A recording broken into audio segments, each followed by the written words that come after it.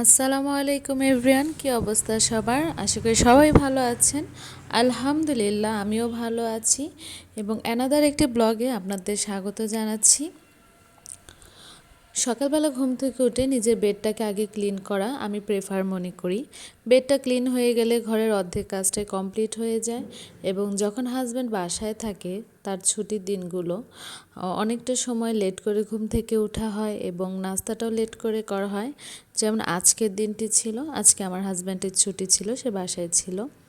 তো আজকে আমি সকালবেলা খুব লেট করে প্রায় 11টার দিকে ঘুম থেকে উঠেছি আমরা দুইজন। উঠে নাস্তা করে এবং আমার বাসাটাকে আমি ক্লিন করে নিচ্ছি, রুমগুলোকে ক্লিন করে নিয়ে সবার আগে যেটা করা হয় সেটা হচ্ছে নিজের বেডরুমটাকে ক্লিন করে নিই। বেডরুমটা যেহেতু আমার হাজব্যান্ড ওখানেই বেশি থাকে, তারপর চলে গেলাম রান্নাঘরে। এই যে দেখুন, সে আমাকে সব কাজে আলহামদুলিল্লাহ খুব বেশি সাহায্য করে। হাজব্যান্ড ওয়াইফ একে অপরের আসলেই পরিপূরক। নাস্তা করার পর সে বাজার থেকে বাজার নিয়ে আসছে এবং আমাকে হেল্প করছিল এবং তো সে আমাকে সব কাটা বাছা করে দিয়েছে এবং আমি রান্না বসিয়ে দিয়েছি। সেখানে ছিল বউতা শাক এবং ডিমের ঝোল করব আজকে, ফুলকপি আলু টমেটো দিয়ে। শীতের দিনে আসলে ডিম দিয়ে এরকম সবজি দিয়ে রান্না করে খেতে খুব বেশি ভালো লাগে এবং আমার হাজব্যান্ড এবং আমার দুইজনেরই খুব বেশি পছন্দের।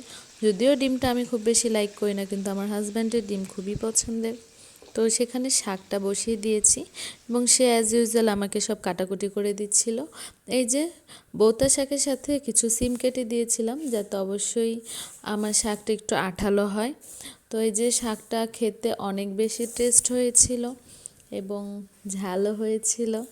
তো আজকে রান্না করেছিলাম শাক, ফুলকপি আলু টমেটো দিয়ে ডিম ও অন্যান্য অনেক কিছুই ছিল।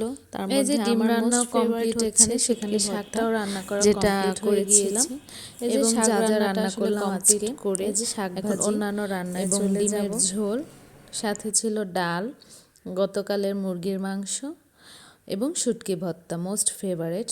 তো ওই রান্নাগুলো কমপ্লিট করে চলে আসলাম জামা কাপড় ভাঁজ করতে। অনেকগুলো জামা কাপড়, আসলে শীতের দিনে সত্যি বলতে জামা কাপড় আমি ধুই না, আমার হাজব্যান্ডই অলওয়েজ জামা কাপড়গুলো ধুয়ে দেয়। আমার এবং ওর বা বেডশিট যাই থাকে সব ওই ধুয়ে, যে 2 দিন সে জামা কাপড় ধুয়ে রেখেছে এবং যেহেতু এখন শীতের দিন ওইভাবে রোদ পড়ে না, 2 দিন সময় লেগে যায় জামা কাপড় শুকাতে। এবং আমি এখানে শুকানো কমপ্লিট হয়ে গেলে আমি এখানে এনে এনে রেখে দেই। তো 2-1 দিন পর পর জামা কাপড় আসলে ভাঁজ করা হয়। দৈনিক আসলে আমার কেন জানি জামা কাপড় গোছাতে ইচ্ছে করে না। আর এই যে জামা কাপড়গুলো ভাঁজ করে নিয়ে দুইজন একসাথে আজকে খাওয়া দাওয়া করব। আসলে যারা বলে না যে ওয়াইফের সাথে হাজব্যান্ডরা কাজ করা বা তাদের সঙ্গ দেওয়া মেইলি, আসলে না। যারা তাদের ওয়াইফকে ভালোবাসে, সম্মান করতে জানে এবং ওয়াইফকে কাজে সাহায্য করে, তারা তাদের পুরুষত্ব জাহির করে না এবং তারা এটাই প্রমাণ করে যে দিন শেষে হাজব্যান্ড ওয়াইফ একে অপরের পরিপূরক এবং প্রতিটা মানুষকেই হাজব্যান্ড ওয়াইফ একজন আরেকজনকে সম্মান এবং ভালোবাসা শ্রদ্ধা করে। আমার হাজব্যান্ড আমাকে হেল্প করে বলে বলছি না, প্রতিটা হাজব্যান্ডের উচিত যতটুকু সময় পায় ছুটির দিনগুলোতে অন্তত তার ওয়াইফকে সাহায্য করা।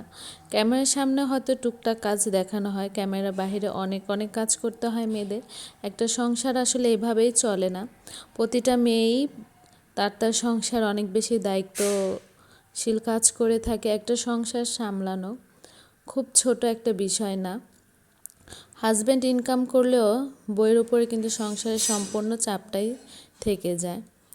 আর যেসব বউরা নিজের সংসারটা একটু গুছিয়ে করতে পছন্দ করে এবং সংসারটাকে অলওয়েজ সাজিয়ে গুছিয়ে রাখতে পছন্দ করে, তাদের কষ্টটা একটু বেশিই হয়। যেমন আমি আমার সংসারটাকে অনেক বেশি সাজানো গুছানো করতে পছন্দ করি এবং আমার সংসারটা অলওয়েজ পরিপাটি থাকুক, সেটা আমি চাই, আমার কাছে ভালো লাগে। এই যে কাজকর্ম করতে করতে হাজব্যান্ড ওয়াইফ কথা বলতে বলতে সব কাজকর্ম শেষ। এখন সে গোসলে চলে গেল, আমিও যাব এবং একসাথে ভালো একটি সময় কাটালাম, সুন্দর একটি দিন কাটালাম। সবাই দোয়া করবেন, ভালো থাকবেন, সুস্থ থাকবেন এবং আমিও সবার কাছে আল্লাহর কাছে দোয়া করি এবং আমার জন্য সবাই দোয়া করবেন। আর আল্লাহ হাফেজ, ভালো থাকুন সবাই।